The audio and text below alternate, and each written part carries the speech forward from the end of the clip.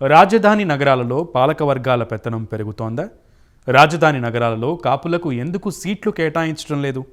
రాజధానిలో గుత్తాధిపత్యం కొన్ని కులాలదేనా? ఈసారైనా జనాభా దామాషా ప్రకారం కాపులకు సీట్లు ఇస్తారా? అనాదిగా కాపులను ఓటు బ్యాంకుగా వాడుకుంటోంది ఎవరు? Take a look.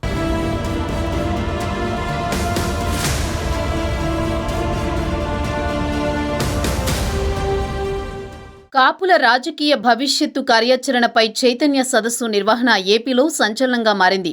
గుంటూరులోని శ్రీ వెంకటేశ్వర విజ్ఞాన మందిరంలో నిర్వహించిన ఈ కార్యక్రమంలో పెద్ద ఎత్తున కాపు సామాజిక వర్గానికి చెందిన నేతలు, యువత, మేధావులు, మహిళలు పాల్గొన్నారు.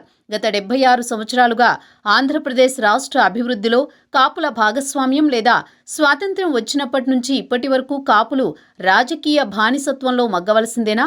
ఏపీలో రాజ్యాధికారానికి, రాజకీయ నాయకత్వానికి కాపులను దూరం చేస్తున్నదెవరు? అగ్రవర్ణాల్లో ఉన్న కాపులు పేదలుగా మిగిలిపోవాల్సిందేనా? రాష్ట్ర జనాభాలో సుమారు 25% పైన ఉన్న కాపులకు సీట్లు ఎక్కడా? గుంటూరు జిల్లాలో అత్యధిక ఓటు బ్యాంకు గల కాపు కులస్తులకి సీట్ల విషయంలో పార్టీలు ఎందుకు ప్రాధాన్యత ఇవ్వడం లేదు?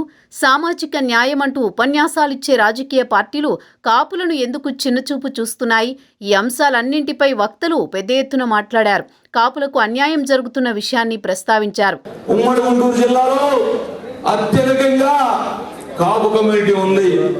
మనకిస్తున్నటువంటి ఇన్ని ఓట్లుంటే మనం ఎవరికి ఓట్లేస్తున్నాం? మనకి ఎన్ని సీట్లు ఇస్తున్నారు?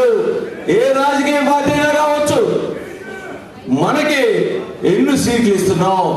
ఎందుకు ఇవ్వలేకపోతున్నారు? కాపు కమ్యూనిటీకి రాజకీయంగా చేసే దమ్ము లేదనుకుంటున్నారా? లేదా రాజకీయంగా వెనకబడి ఉన్నారనా? లేకపోతే దానికి ఒక ఎమ్మెల్యే కావాలన్నా, ఎంపీ కావాలన్నా కానీ కావాల్సిన అర్హతలు ఏంటనేది ప్రతి ఒక్కరు కూడా తెలియజేయాలని చెప్పేసి మా ఓట్లకి మా సీట్లను ఇస్తున్నారని చక్కగా చెప్పెట్టినటువంటి ఈ కార్యక్రమానికి మేము చెప్పేది ఏంటంటే, మాకు దామాషా ప్రకారంగా రావాల్సిన సీట్లు ఇవ్వాలని చెప్పేసి మన కాపునాడు అన్ని ఇక్కడికి వచ్చినటువంటి అనేక రకాలుగా కాపు కమ్యూనిటీకి సేవ అందిస్తున్నటువంటి ఎవరి స్థాయిలో వాళ్ళు ఇవాళ చెప్తా ఉన్నారు. ఎవరి స్థాయిలో వాళ్ళు చిన్న చిన్న సంఘాలుగా ఏర్పడి కాపు కమ్యూనిటీకి నిరంతరం సేవలు అందిస్తున్నటువంటి అనేక రకాలుగా సేవలు అందిస్తున్నటువంటి మన శ్రీనివాస్ గారు, అట్లానే కాపునాడు మరి మిర్యాల ప్రసాద్ గారు, ఉమా గారు, అట్లానే ఇంకొక కమ్యూనిటీ నుంచి లీడర్గా వచ్చినటువంటి మరి పెద్దలందరూ కూడా అన్ని సంఘాలు కూడా ఇక్కడికి వచ్చేసి కాపు కమ్యూనిటీకి ఎవరి స్థాయిలో వాళ్ళు మరి ఏ రకంగా కూడా మన ఫీజులు ఏమో వసూలు చేయట్లేదు, ఎక్కడా కూడా డబ్బులు తీసుకోవట్లేదు, కమ్యూనిటీకి నిరంతరం సేవ అందిస్తున్నారు. ఎక్కడ కమ్యూనిటీకి ఏ ఇబ్బంది జరిగినా కానీ కమ్యూనిటీ లీడర్ దగ్గరికి వస్తే వాళ్ళ సహాయం శాతనంతో సహాయం అందిస్తున్నటువంటి ఆ లీడర్ని గౌరవించుకోవాల్సిన అవసరం ఎంతైనా ఉందని చెప్పేసి మీ అందరూ కూడా తెలియజేస్తాను.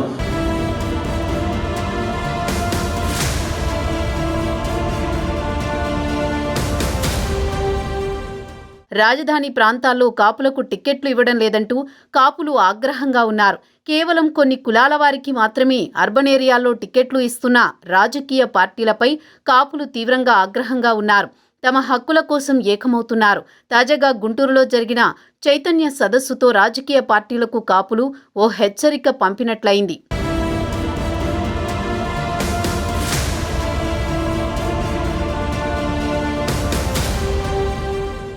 కాపు ఓట్లు ఈసారి ఎన్నికల్లో కీలకమైన పాత్ర పోషిస్తాయని అంతా భావిస్తున్నారు. నిజానికి విభజన ఏపీలో అత్యధిక శాతమున్న కాపు ఓట్లతోని ఎవరైనా అందరం ఎక్కాల్సి ఉంటుంది.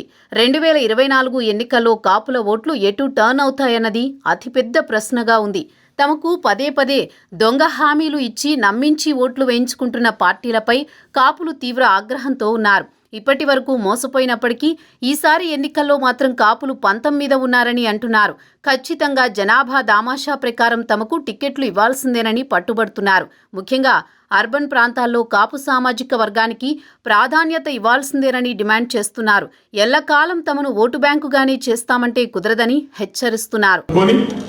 రాజ్యాధికారం వైపు ప్రయత్నం చేద్దాం. అది ఏ పార్టీతో వీలైతే ఆ పార్టీయే, వీళ్ళు వాళ్ళనేం లేదు. ఏ పార్టీ బీజేపీ నేషనల్ పార్టీ నుంచి ఆఫర్ చేసింది అనుకోండి, ఆలోచిద్దాం ఏముంది దాంట్లో. పవన్ కళ్యాణ్ గారు ఆఫర్ చేశారనుకోండి, ఆలోచించి ముందుకు పోదాం. జనసేన వైఎస్ఆర్సీపీ మన కేసీఆర్ గారు దళితులకు ముఖ్యమంత్రి ఇస్తానన్నాడు, ఇవ్వలేదు. తర్వాత ఇస్తానన్నాడు అనుకునే పార్టీ మంచిదే కదా. ఇలాంటి వాటిని అంటే కేవలం ఎమ్మెల్యేలు, ఎంపీలు, సర్పంచులు కాకుండా అత్యధిక జనాభాగా ఉన్నాం ప్రజాస్వామ్యంలో. ఆ ఎమ్మెల్యేలు రాజ్యాధికారం అందుకునే స్థాయి మనకు ఉంది కాబట్టి దాని ఏమి దృష్టి లక్ష్యం పెట్టుకుని మనందరం పనిచేయడానికి ముందుకు వెళ్దాం. 2, కాపు సమస్యలకు సంబంధించి రిజర్వేషన్ సంబంధించి ప్రతి ఓడు వాడుకొని వదిలేస్తున్నారు తప్ప మా సమస్య తీర్చట్లా. రేపు రాబోయే ఎన్నికల్లో ఏ రాజకీయ పార్టీ అయినా సరే కాపు రిజర్వేషన్ విషయంలో నిర్దిష్టంగా మాకు క్లారిటీ ఇవ్వాలా. జగన్మోహన్ రెడ్డి గారు పోయినసారి నా చేతిలో లేదు కేంద్రం చేతిలో ఉందని చెప్పాడు.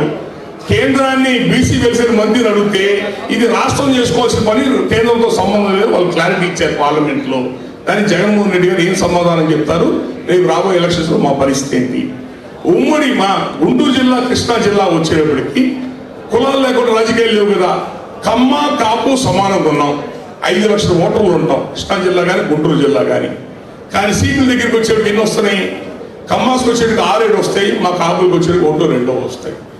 సమానంగా ఉన్న జనాభా సమానంగా ఉండాలి కదా. కాబట్టి గుంటూరు జిల్లా, కృష్ణా జిల్లాలో అన్ని రాజకీయ పార్టీలు జనాభా దామాషా ప్రకారంగా మాకు కావాలని అడగట్లా. మాతో పాటు బీసీ కులాలకు కూడా, ముస్లిం కులాలకు కూడా, మిగతా ఎస్సీలకు ఎలాగో రిజర్వ్ కాన్సెస్ ఉంటాయి కాబట్టి చిరంజీవి గారు ప్రయత్నం చేశారు సామాజిక న్యాయం పేరుతో. బీహార్, ఉత్తరప్రదేశ్ బీసీలు పరిపాలన చేసే రాష్ట్రాల్లో కూడా ఇవాళ 110 స్థానాలు బీసీలు ఇచ్చాడు. ఒక ప్రయత్నం జరిగింది. జ్యోతిరావు పూలే అనేవాడు సమాజానికి తెలిసాడు. అదే ఆ స్ఫూర్తి మళ్ళీ మనం ముందు తీసుకెళ్లాలా. ఇచ్చే చిన్న చిన్న పదవుల కోసం పరుగులు తీయకూడదు. మనకి జనాభా దామాషా ప్రకారంగా రాష్ట్ర వ్యాప్తంగా మనకు అందాల్సిన సీట్ల కోసం అన్ని రాజకీయ పార్టీల్లో ఉన్న నాయకులు సమిష్టిగా కలిసి పనిచేయండి. ఎవరికి వాళ్ళు పోరాటం చేయబాకండి. మిమ్మల్ని డివైడ్ చేసి వాడేసుకుంటారు. సమిష్టిగా కలిసి పనిచేద్దాం. రాయలసీమలో రెడ్లు 5% ఉంటే మా బలిజోలు 14% ఉంటారు రాయలసీమలో. ఒక్క జిల్లాకు ఒక్క ఎమ్మెల్యే టికెట్ కూడా ఇవ్వరు. ఒంగోలు జిల్లా నుంచి బయటకు తీసుకుంటే ఇది మనకు అన్యాయమే కదా. అంటే నేను 5 రాష్ట్రాల కన్వీనర్ ఉన్నాను కాబట్టి నేను అడగాల, నా ధర్మం ఇది. కాబట్టి రాష్ట్ర వ్యాప్తంగా రేపు మళ్ళీ ఎలక్షన్ల లోపు రాష్ట్ర వ్యాప్త సమావేశం మళ్ళీ ఒకటి పెట్టుకుంటాం అందరం కలిసి. ఈ సమావేశంలో నేను కోరుకుంటుంది ఏంటంటే ముఖ్యంగా మనం ఉంటున్న గుంటూరు పార్లమెంట్ ఎంత దుర్మార్గం. ఎస్సీలు పోద్ది, ముస్లింకి ఇస్తారు, కాపులు ఎక్కడ ఉన్నారో తెలియదు. మరి ఇద్దరు 2 కులాలు సమానంగా ఉన్నప్పుడు ఈ 2 జిల్లాలో మా కమ్మాస్కి 7 ఇస్తే మాకు 5 ఇవ్వాలి కదా. ధర్మంగా వస్తున్నాయా?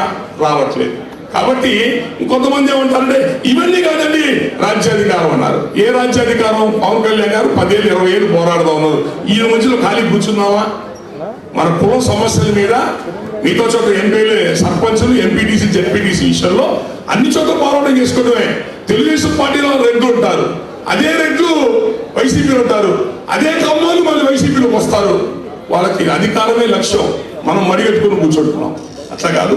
నాయకులు దయచేసి కుల సంఘం అందరూ మేము కలిసి ఉంటున్నాం. మీరు నాయకులు కలిసి ఉండండి. అన్ని పార్టీ పెద్దలు ఇక్కడ ఉన్నారు. మీరు కలిసి ఉండండి. 4 టికెట్ వస్తే చాలు, 4 టికెట్ వస్తే చాలు. ఎవరికి రాదు టికెట్.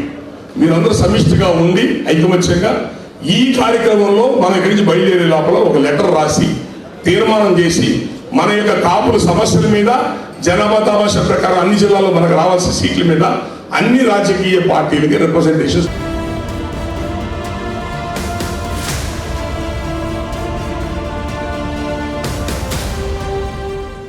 కాపు, ఎస్సీ, ఎస్టీ, బీసీ, మైనార్టీలు పేరుకు 80% పైగా ఉన్నారు. కానీ అనాదిగా అగ్రకుల పాలకులకు ఓట్లేసే యంత్రాలుగానే మిగిలిపోయారు.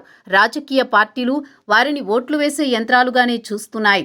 అటు చూస్తే జనాభాలో 3%, 5% కూడా లేని కులాలు ఒకరు మార్చి ఒకరు రాజ్యాధికారం అనుభవిస్తూ వస్తున్నారు. కాపులు ఒక్కసారి కూడా సీఎం పీఠాన్ని చేరలేకపోయారు. సీఎం పీఠం దాకా ఎందుకు? కనీసం వారి జనాభాకు తగిన ప్రాతినిధ్యం కూడా చట్టసభల్లో లేదు. దివంగత పుంజాల శివశంకర్ చొరవతో 1989 ఎన్నికల నుంచి క్రమంగా చట్టసభల్లో కాపులకు ప్రాతినిధ్యం పెరుగుతున్నా అది వారి జనాభా దామాషాలో సగం కూడా ఉండడం లేదు. ఇక రాష్ట్ర విభజన తర్వాత మళ్లీ కాపులకు తీవ్ర అన్యాయం అన్నట్లుగా రాజకీయ పార్టీలు వ్యవహరిస్తున్నాయి.